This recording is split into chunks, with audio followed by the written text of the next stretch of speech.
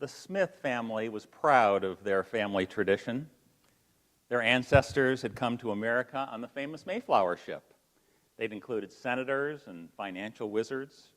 And the Smiths decided to compile a family history, a legacy for their children and their grandchildren.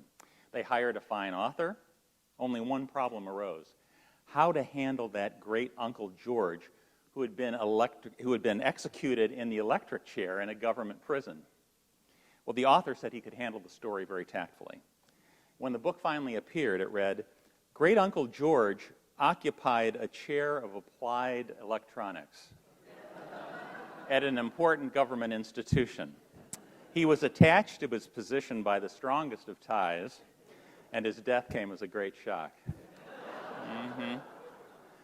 Well, you know, we can intentionally use words to mislead, can't we? But we can unintentionally use words to mislead as well. And I realized as I was working on this lecture that I could give you a detailed account of everything bioethical that's transpired in the last 3 decades here at Trinity and greatly mislead you in the process. It wouldn't have been intentional, but to view the story of bioethics at Trinity from a human perspective is to miss the most important part of the story, the fact that this is God's story.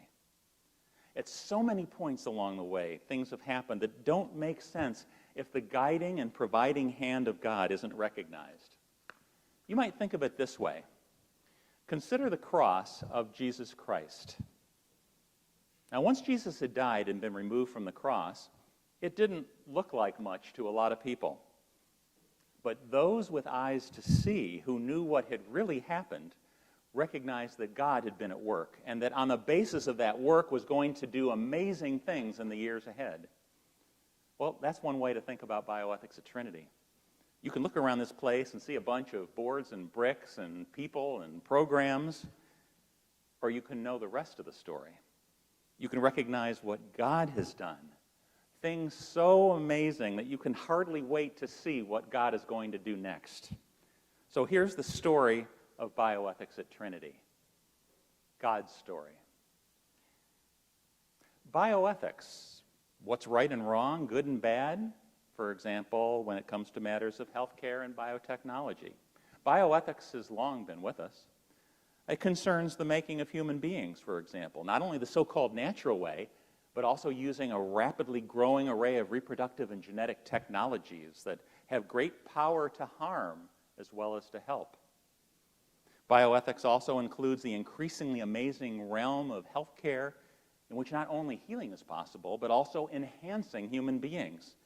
But who gets access to what? And is it so clear that becoming beyond human is really better rather than worse? Well, bioethics also includes the various challenges of our all too rapidly aging society, including the temptations to prematurely pull the plug or to assist the suicide of vulnerable, older, or disabled people. Now, in Nazi Germany, Adolf Hitler used misguided bioethics to argue that it was acceptable to kill the weak and the elderly, even people of a particular race. In the United States, the U.S. Supreme Court used a misguided bioethics to argue that it was acceptable to consider Dred Scott here less than a full person because of his race, and therefore unworthy of the protections and provisions normally given to a human being. What was missing in these various travesties of bioethics was the recognition of human dignity, and that made all the difference. As documented in the recent book, Why People Matter, virtually everyone today believes in something like human dignity and the idea that people matter. But as that book also demonstrates, without God and God's word, the idea of human dignity ultimately doesn't make sense. Accordingly, it's not surprising that in the face of challenges to human existence that may dwarf Nazi Germany and the Dred Scott decision, God has raised up an institution to champion human dignity, grounded in the creation and renewal of human beings in God's image. Trinity is that institution, first through the Divinity School, then through the Center for Bioethics and, what's that name again? Bioethics and Human Dignity, and then through the Graduate School, and more recently through the multifaceted Trinity International University. And I'm here today to tell the tale, really to preach the good news of Trinity's leadership in a way that distinguishes it from all other Christian institutions, in fact, from all other institutions, period. Trinity's leadership is marked by grounding a multi-pronged bioethical engagement in the Word of God. So it's fitting to introduce each of the chapters in this story of Trinity's engagement with bioethics and human dignity with a passage from Scripture that represents this biblical grounding. Then I'll summarize all too briefly ways that God has been glorified during each of those chapters of Trinity's existence. I'm going to be surveying today the 4 chapters in the story of bioethics at Trinity. Chapter 1 is primarily about TEDS. Chapter 2 is primarily about CBHD. Chapter 3 is primarily about TGS. And Chapter 4 is all about TIU. So, Chapter 1, TEDS. The current TEDS Henry Center project on creation and the role of TEDS in the beginning of bioethics at Trinity make it appropriate to connect the initial stage of the development of bioethics at Trinity with TEDS and with the biblical idea introduced in Genesis that people are created in the image of God. It's the very foundation of human dignity. Now, as explained in great detail in the book Dignity and Destiny, people being created according to the image of God means that people have a special connection with God and are intended to be a reflection of God. That's been true of bioethics at Trinity all along as well. Its work has been God-centered, and it has always sought to reflect God's character and priorities to God's glory. Well, to see the beginning of that story, you have to go back into the 1980s and see one of the TEDS faculty members, Harold O.J. Brown, who was here. He had a history working with crisis pregnancy centers. He knew that there was much more coming down the pike in terms of bioethics and the challenges there. And so he brought over from Europe one of their best exports, Nigel Cameron, to be a part of the faculty here and to help develop things bioethical at TEDS. And there were various early initiatives that came on the scene. There was the bioethics emphasis in the MA in Christian Thought, one of the degrees in TEDS. There was a bioethics minor instituted at the college. There was a bioethics colloquium series that was instituted to take place at TEDS each spring. Now, although there were various things that began with TEDS, the TEDS story continues. So although CBHD comes on the scene pretty soon thereafter in 1993, the story of bioethics at TEDS continues on. So these are not completely separate chapters in the history of Trinity. In fact, one of the high points of the engagement of TEDS with the realm of bioethics had to do with, and came to fruition, when TEDS obtained a grant from the Wabash Center for Teaching and Learning to explore the notion of what does the church have to contribute? What does the seminary have to contribute to engaging these critical issues of human life and human dignity?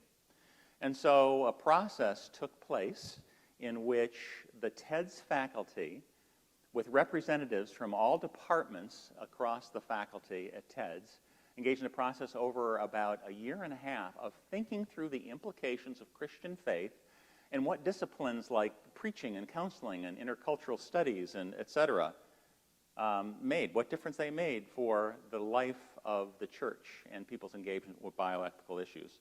That resulted in the book, Why the Church Needs Bioethics, and that was the product of key people representing all of the different areas of the Divinity School. Each of the people who were the authors actually convened meetings of their entire departments, or in some cases multiple departments, to spend time together working this out, working out the implications of their discipline for these bioethical issues. People like Kevin Van Hooser and Don Carson and Richard Averbeck and Harold Netlin and Bruce Fields and Miriam Parent and Steve Grego and Greg Scharf and Steve Roy and people who were on the faculty earlier, not still with us, like Miriam Parent and Educational Ministries and Paige Cunningham from the realm of law. 19 in all. This really is a God story, I have to tell you. If you know much about faculty anywhere, and all of the time-demanding agendas that people have and all the work that they're doing, the idea that all of these people across the entire range of the seminary would work together on a project to say, what does all of this have to do with the key issues of our day? I mean, nothing less than the hand of God can be seen in that taking having taken place, and it's gone into multiple printings to help with the life of the church. Okay, well, chapter 1, TEDS. That's the original origin of bioethics at Trinity. Chapter 2, CBHD. The launching of CBHD was a demonstration to the world that bioethics was not just a passing fancy for Trinity, with a beginning and then an end soon thereafter. Rather, that launching was an affirmation that bioethics was somehow going to distinguish Trinity throughout its time here on earth. As people continue fully in the image of God, even after the fall, so bioethics at Trinity, in God's image, has been a steady presence in recent decades, and all the more since the founding of CBHD. It began in the summer of 1993 when Nigel Cameron had the idea to call together 12 or so leading Christian bioethicists from around the country. Our assignment was heavy. We had this huge binder of materials that we were to read and come fully informed and ready to go to explore, were Christians really engaging the bioethical issues of today? Or really was there only an awareness of abortion and that was about it, while all of these other incredible issues were coming down the pike? The result of that consultation was there was no structure, there was no vehicle in the Christian church to facilitate this engagement across denominations and across institutions and across professions. A center was needed. It needed to be established. We needed to have a point person there as far as that was concerned. And so developed criteria: had to be a committed Christian, had to have good publicly recognizable credentials, had to have a commitment and a passion to the bioethical issues. Well, God had been working on me several months before that gathering took place. I was one of the people who attended that gathering. I was working in a setting where we were engaging bioethics and we were attentive to religious perspectives, but there was a lot more interest in Islamic ethics and Hindu ethics and Jewish ethics than on what are the implications of the gospel for ethics. You know, the Bible, Christianity, that's kind of old hat. You see that happening in various university contexts as well. So I was having more and more of a sense of, Lord, I don't think this is where you want me to be pouring my life out for you. And then this gathering takes place. And then it becomes clear there needs to be a director. And I was the only one that had experience working in a center as well as understanding and knowledge in the field of bioethics. And so all eyes kind of began turning here. It's just like, what do you think about leaving where you are and what you're doing and taking up this work? Well, again, it's a God story. In July 1993, we began work on the first national conference to take place here at Trinity in May of 1994. The one thing about that, here is that first conference, in fact, with me opening up the Christian Stake in Bioethics Conference.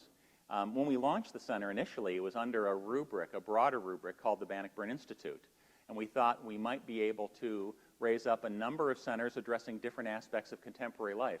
What ended up happening is that the Bioethics Center grew so rapidly, so fast, that the decision had to be made to focus specifically on this area of bioethics. And so, again, by May of 1994, we were already out with a national conference. Here we are opening that. Here you can see from last summer, Paige opening the conference here.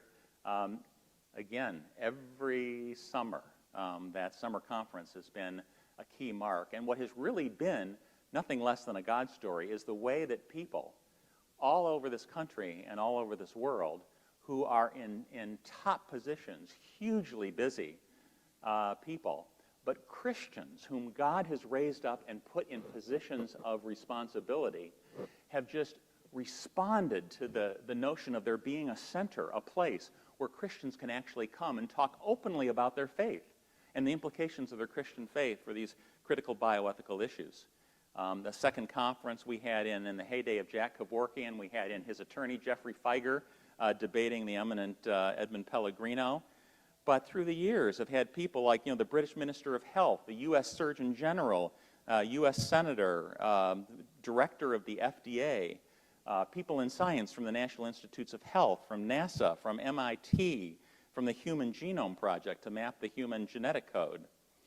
We've had people like Chuck Colson and Ravi Zacharias and Johnny Erickson Tata and our own John Feinberg holding our feet to the fire to make sure that what is going on here is biblical and theologically grounded. And even two chairmen of the U.S. President's Council on Bioethics have come here to speak. And I remember vividly, as Leon Kass was stepping down from that post, heading up the body designed to chart policy on bioethical issues for the country of the United States of America. I was on the telephone with Ed Pellegrino, whom you see here also. We were talking about another matter. And he said, John, I've got to tell you something, completely confidential. You can't say anything about this. But the President of the United States has just asked me to take up the chairmanship of his Council on Bioethics because Leon Kass is stepping down. And I want you to know that I've told him that I'm only willing to do so under one condition, and that is that I'm allowed to continue my involvement with the Center for Bioethics and Human Dignity. I said, what are you talking about? He said, well, when you step up into a position like this, generally speaking, you have to set aside involvements and engagements that involve you in particular issues or organizations that have a particular perspective on the issue. But he said, at my time of life, I only have, a limited number of years left, and I have to be involved in what is going to count. Now, I'm happy to help on this national level. This would be a huge privilege, but I'm not going to set aside what I see as really important in the perspective of eternity. And that, in terms of bioethics, is the Center for Bioethics and Human Dignity. I mean, my jaw, I think, dropped and hit the floor. Like, the President asked you to do that, and instead of yes, sir, it's like, well, only if I can consider my involvement with the Center for Bioethics and Human Dignity. That's exactly what he said, and the President relented, so he took up the chairmanship. The next conference, as I say, after the initial general conference, we decided to focus each year on a particular topic. The next year was on end-of-life issues, and we produced a book, Dignity and Destiny, or Dignity and Dying, on those end-of-life issues. Now again, I mean, how can you even understand this apart from the hand of God? As that book came out, the U.S. Supreme Court decided to take on the next big bioethical issue that it had taken up. Nearly 25 years earlier, it had taken up the Roe v. Wade case, and the abortion issue had been settled. And people were saying, oh, it's hopeless. We can't really have any impact on the culture. You might as well just forget cultural engagement. We see where they went with in the abortion issue, and just every issue that comes down the pike, we're going to find a right to do whatever people want to do, right to commit assisted suicide, just like we found the right to abort. Well, at that point in time, as I say, the book had just come out. We were able to get it into the hands of all 9 U.S. Supreme Court justices. 2 of them wrote us back, indicating that this was exactly the kind of information they needed, that they didn't have in Roe v. Wade, to really see all of the implications of opening up or finding a right to something, a right that, of course, was not explicitly there, but what would be the implications in our culture and our world. Now, we were working together with many other organizations, and CBHD is a very collaborative sort of enterprise. So many people were engaged in that particular case.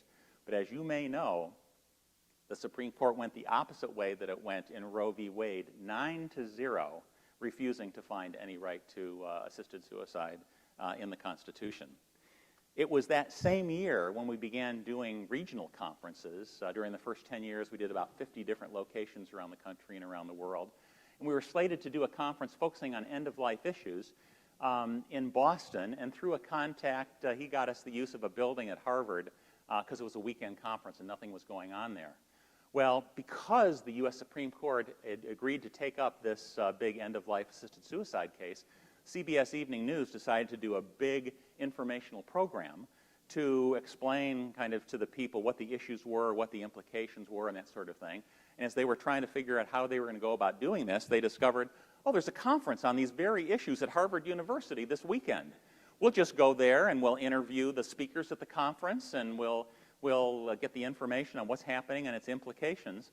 And so the entire program, kind of communicating to the broader world and public was simply a reflection and based on the speakers that we had, both staff from the center and other key people we had brought in.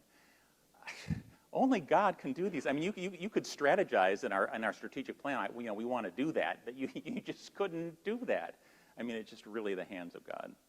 So each year we did the conference. A book flowed from the conference, and there are many various booklets on various topics were produced in many different languages in Asia and Latin America. We were able to obtain the key communication vehicles, again, a hand of God. How in the world, when the 888 numbers come out, you can get 888 bioethics? It's just amazing, but we did. We were late, though, on the internet, because when the center came into being, it was like 5 or 6 years down the road. I mean, the internet had been going. There's no way in the world you could get a site like bioethics.com and be right in the center of where everybody in the world would look for information on bioethics. We checked it out on the internet to see, which of the secular centers had it, and there was nothing. So we did some research, and we found that a young man up in Canada, when the internet was first getting going, snatched this site and tucked it away. He was looking for some organization or network that shared his Christian values and commitment to be able to inform the world about these issues in an unbiased way, give people objective information, and put with that, when appropriate, counsel to go with that. And so several of the major bioethics centers had offered him huge sums of money for this site. He had been sued twice to try to wrest legal control of this site from his hands, but he had prevailed in both cases. And when staff from the center here met with him and shared our vision, we found that it was exactly the vision of CBHD is what he had been waiting for. So many years before even the idea of CBHD existed, the key site to make all that's going on here to be able to pass out into the heart of the culture through the internet was already being set aside, and at the right time then became the centers. You just cannot control those things or manage those things. I mean, it's the story of God. And so on it goes. When the stem cell research issue first came to the fore, nobody had ever heard of it. So the center convened a team to think through the issues, develop a white paper, pass that through political channels all the way on up to the White House. The center did play such a significant role with that particular issue that when the president issued his ban on further destruction of embryonic human life and signed that into law, the center was present in the White House as a part of that, just as an acknowledgement of the role that had been played there. Well, what happened next is 2005, I moved over from the center into the graduate school to develop the master's degree in bioethics further, still rooted in the divinity school as I have been throughout my 25 years here. And there were several people who played a temporary, part-time, interim role in guiding the center forward until the next long-term director was able to be put in place. And those people are Andrew Ferguson, Ben Mitchell, and Michael Sleesman. During that time, a lot of things happened. The Academy of Fellows developed further. This is just a recent shot from Academy meeting. It was a time for collaboration, scholars from the center and associated with the center working together to develop very significant books and other resources. There was a regional conference in Phoenix featuring a very interesting debate between transhumanist Aubrey de Grey and J.L. Shansky. And there was a transformative gift that was the product of a number of years that came to Trinity, not only to CBHD, but to all of bioethics at Trinity. What that was all about is a man went to a conference, and there was a speaker there talking about bioethics and what was coming down the pike. And he listened, and not like, most of us go to a conference, oh, that was interesting, that was an interesting topic, oh, that's an important issue. But he was like, if these issues are as important as you're talking about, then we've got to do something about it. He went up to the speaker afterwards and said, I don't want to just learn about this. We've got to do something about this. Like, is there anybody that that I could give money to enable some significant things to happen. He said, I'm not a bioethicist. I don't do anything in the field, but I'm a human being, and I recognize the critical importance of these issues. And the speaker said, yeah, in fact, there is. There's this organization developing on the campus of Trinity, Center for Bioethics and Human Dignity. So he called me up out of the blue. Over the period of several years, he gave relatively smaller gifts to see what we'd be able to do. We were faithful in little. And so then he said, what could you do with $1.25 million over several years? I said, quite a lot, thank you. And then building on that foundation, that became a platform on which a number of other significant donors have played such a significant role in the years since then. And all we can say is thank you to God and thank you to those people who are listening to God to be able to resource what's been going on here. Well, at the end of this interim period, Michael Sleesman handed over the reins of the directorship to Paige Cunningham, who is now the executive director for the center. Mike continues as the managing director of the center. And there have just been a whole range of fascinating initiatives. If only I had more time. The Global Bioethics Education Initiative, which has matured into the International Bioethics Scholars Program. The Academy of Fellows has developed further. The summer conferences have continued under the able leadership of first Jennifer McVeigh and now Sharon Gustafson. Much networking with various organizations and conferences and churches and various institutions. And a very exciting initiative, the Global Women's Health Initiative and the Her Dignity Network, because so many of these bioethical issues cash out in a way that is incredibly challenging and sometimes quite destructive for women in particular, when you think of all the reproductive issues and human trafficking, et cetera, et cetera. The CBHD Research Library has been developing in recent years with the Pellegrino Collection. The newsletter, originally the Dignity newsletter, developed and matured into the Dignitas newsletter and now becoming a peer-reviewed journal. Continued engagement, the research side of things, monitored especially and overseen by Mike. Paige, very much engaged in the public engagement aspect with U.S. congressional briefings, testimony before congressional panels, consultations in the U.S. House of Representatives. And I've mentioned the internet sites, bioethics.com, the flagship site, cbhd.org, receiving 2 million visits from over 200 countries annually now. Very sought-after resource. Again, Everyday Bioethics, another site for, at a more lay level, church orientation. Christian BioWiki, which lays out the positions of various church denominations on the bioethics issues, and Her Dignity Network as a website as well. Through all of this, I mean, the center gets so many requests for information and help that it definitely takes a full staff. You can see a recent staff picture of those who are engaged in doing the work of the center.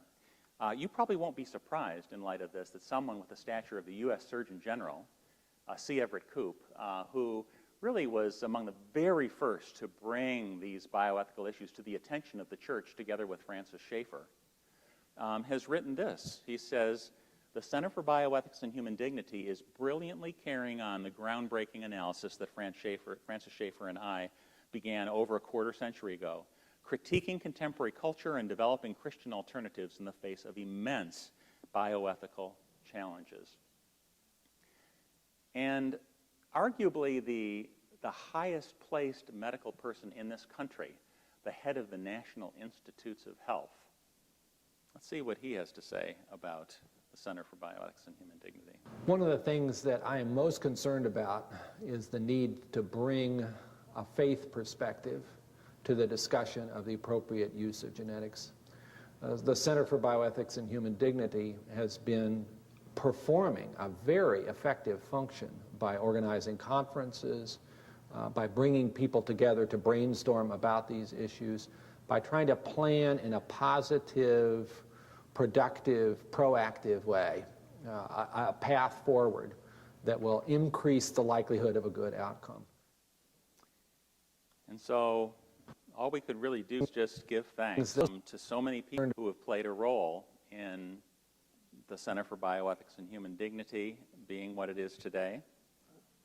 And that thanks could be extended to the staff of the center over the course of the years, people like Jim Moscato and Linda or Cammie Bevington, Dan McConkey, who's now an Illinois state senator. It needs to be extended to the presidents who have played a key oversight and shepherding role, very much to President David Dockery, to the deans, Dean Kornman and Hedges, Dean Cole and Johnson, who have provided the fertile soil in which all of this can develop, and the faculty and the other participants and speakers, everybody who's involved in this that make all of this a community. It's just been amazing, but couldn't happen without so many people. Okay, let me briefly just give you the essence of what has come on in terms of Chapter 3 and Chapter 4. Chapter 3 is all about TGS, as I mentioned. And while bioethics at TEDS began in the 80s and CBHD was developing from 1993 onward, Trinity's commitment to bioethics took on a whole new dimension in 1997 with the opening of the graduate school. Kenneth Conser, who was the first dean of the graduate school after his years at TEDS, recognized in consultation with Provost Nigel Cameron and the bioethics faculty at TEDS at the time that the ability to offer a one-year master's degree purely in bioethics, which wasn't allowed by the accrediting body of TEDS, would enable current and future leaders from all over the U.S. and various parts of the world to gain valuable credentials in this mushrooming field of bioethics. Now, just as being renewed according to God's image enables believers to become more fully what God has always intended them to be, the graduate school has enabled a greater fullness of God's ethical purposes for TIU to become actually realized. TIU was not only to be a center, CBHD, that engages the bioethical challenges of today, it was also to become a school that equips people across the professions to provide leadership for engaging the bioethical challenges of tomorrow. And that is indeed what it has become. As I say, I moved over to oversee that work around 2004, 2005, and that opened up a number of opportunities. I'm just going to flag one because it's very significant for what's unfolded here. It was to be one of the two North American representatives on the Bioethics Task Force of the Lausanne World Evangelization Movement's global forum gathering in Thailand. Now, as you may know, that the Lausanne movement, every generation, does a study of what are the greatest opportunities for the gospel in this generation. And it had just completed its last study in 200 locations around the globe. And one of the top opportunities that showed up on its published list was bioethics. People are scratching their heads and going, bioethics, what is that? Much less, how is that one of the greatest opportunities for the gospel in our day? Well, it turns out that what they had found is that for so many people who live under the illusion that they are, in control of their body, their lives, or whatever, it's at that point where that control is stripped away, and it may be an end-of-life situation, a challenge to their health, an infertility situation, and that illusion is stripped away, and suddenly they realize that they are not in control. They need bioethical information to deal with the problem, to deal with the issue, the challenge that's before them, but they also need the gospel, and it is a uniquely open time in their life to be receptive to the gospel. That's what they found. And so being in that forum and being there provided an international platform for Trinity, and people became aware of the fact that these issues and this opportunity for the gospel was really being headquartered not only nationally but internationally here at Trinity. There have been many signs since then that something special is going on here through the graduate school. For example, the alumni of the graduate school write a blog. It's called Bioethics at TIU. And amazingly, it's been selected because of its quality to flow automatically onto the major secular bioethics blog. So without even being screened, every post that our graduates put up there analyzing an issue, even when there's a reference to Jesus Christ in it, flows automatically onto this blog and reaches the entire secular sphere in bioethics. This is just a God thing. But it's a reflection not only of what God has done, but also of the quality of what's being done here and how that's being recognized. But at the end of the day, the best way you can see evidence of the quality of that master's program is to see what's become of people who have gone through that program. Well, they become leaders of bioethics centers. The Center for Bioethics and Culture in California, right here, CBHD page, the Ohio State University, Cedarville University. Graduates have become in positions of influence, like the head of Christian Medical and Dental Association, National Institutes of Health, Georgetown University, University of Michigan, Yale University, University of Chicago, Americans United for Life. They've become heads of bioethics in such organizations as Lilly Pharmaceuticals, Mayo Clinic, Jacksonville, Focus on the Family. They've become engaged in international bioethics work through his foundation, Medical Education International, SIM. They've been involved and become involved in teaching bioethics in such locations as Harding University and Reformed Theological Seminary and Dallas Theological Seminary. God has done some amazing things through TGS. Well, Chapter 4, our final chapter. Adding TGS to CBHD, Chapter 3 represented a new dimension of bioethical engagement. However, the fullness of what God has in mind for bioethics at Trinity didn't become apparent until a macro structure came into being that now encompasses TEDS, TGS, CBHD, Trinity College, Trinity Graduate School, and on it goes. Bioethics plays a significant role throughout all of that now. But it's unlikely to be, but in fact, as we look ahead to the future, it's likely that to be a much bigger role as the years go on than anything that we can see or envision at the present. Christians today can't fully appreciate what it will be like to be fully in God's image and likeness in our resurrected bodies, although they can indeed count on the fact that they will be like him, as we know from 1 John 3:2. So even all of the ways that bioethics has become evident throughout the university today are not a definitive picture of all that God has in mind for the future of bioethics at Trinity, though what's unfolding now is giving us a taste of what it will be like. What we can see here is that there's synergies because of this university structure. The college and TGS together pioneered the first bioethics dual degree in the world, where 9 hours of undergraduate double count with the graduate degree program. Joyce Shelton has played a key role in that development. TEDS and TGS have worked together, pioneering multiple master's degree programs, adding the Masters of Arts in Bioethics to the MDiv, or the MATS, or the MA in Ministry, or the MA in Chaplaincy and Ministry Care. Only about 5 courses beyond the TEDS degree is required to leave with that public secular credential of bioethics as well.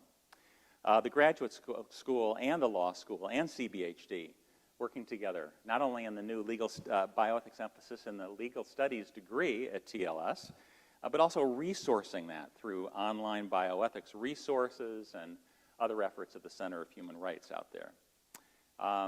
There have been opportunities, for example, TGS and CBHD, people working together to develop really important resources for the church and the world. I referenced further the book, Why People Matter, where members of the TGS faculty, like Ray and DeSilvestro and myself, could work together on a project like this. But it also creates mentoring opportunities, which CBHD is fostering through its Academy of Fellows, enabling me to work with people like Patrick Smith and Russell DeSilvestro. And the Spring Bioethics Colloquium Series continues to unfold, as you know, housed by TEDS, hosted by TGS, and helped by Trinity College, with the third and final colloquium each spring now being an endowed lectureship in which we're able to bring a person of great public significance, like Chris Hook from Mayo Clinic was just here, and William Hurlbut from Stanford University will be coming next year to speak to that. The center has also become a center for all of TIU. Students being welcomed to do work in their research center, internships and fellowships available at the center from all parts of the university, such as the Orr TEDS Fellowship from TEDS here, and the Theological Bioethics Roundtable, in which people are participating in really clarifying the rich theological basis for all that we're doing here. And of particular excitement, the whole international dimension that is really at the cutting edge now of what the university is about in bioethics. The center started with a program bringing individual scholars from different parts of the world. One of the scholars had this idea of, well, what if we developed this program? And it's kind of developed and been refined, but the idea is phase one, a group of leaders from a country comes, and much of this is done online, though they do come to campus here, but they're trained, they're equipped with a master's degree in bioethics. Then they go, and in their country, they develop initiatives to train and equip in bioethics and the gospel people from communities all over the country. And then phase three is those people becoming the sources of bioethics information and the gospel to people in their communities all over the country. Well, that led to the first initiative in India, which has now completed phase one and is full speed into phase two. It's led to the launch of the Chinese Bioethics Initiative, which is midstream in phase one. And I have to tell you, as we move forward into the future, there have been some touching stories that have already come forward from this. One of the members of the India Bioethics Initiative, in her last year of study, she was still studying here. Yet while she was doing that, she was attending to her clinical duties in India one day when a poor, young Indian woman came up and who was pregnant and said that she absolutely had to have an abortion. She said that she was being beaten and terribly abused by her family in the rural area because of this pregnancy out of wedlock, and she had no other choice. Now, Ashita here, through her training in bioethics, knew what her negative response was to be, that abortion was not a good idea, but she also knew the way we approach bioethical issues here.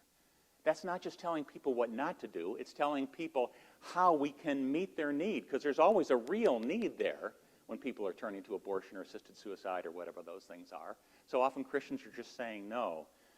But what she did is she put her training into practice, and she said, I'll tell you what, how about if you could come and live in my house throughout the pregnancy, and we'd give you the prenatal care you needed without charge.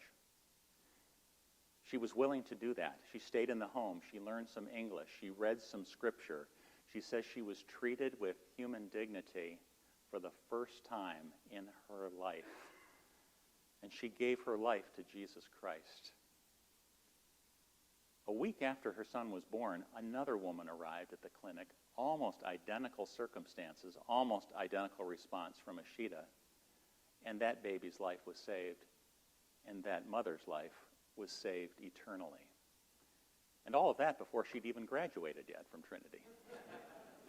So this is really exciting. I just have to say, as we wrap up, remember how we started the presentation by looking at the cross? Well, Jesus Christ ended his life on the cross with the words, "It is finished."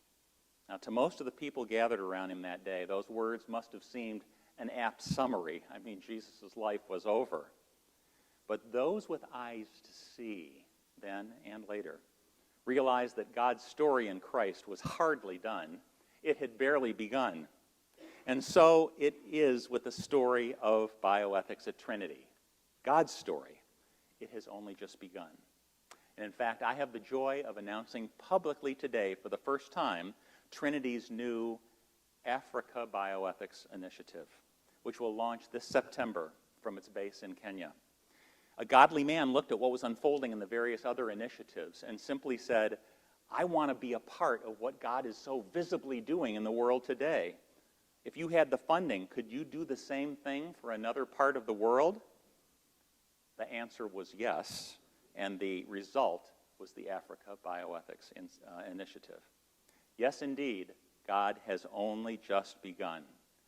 So would you please join me right now in giving thanks to God for all he has done and will do through Bioethics at Trinity?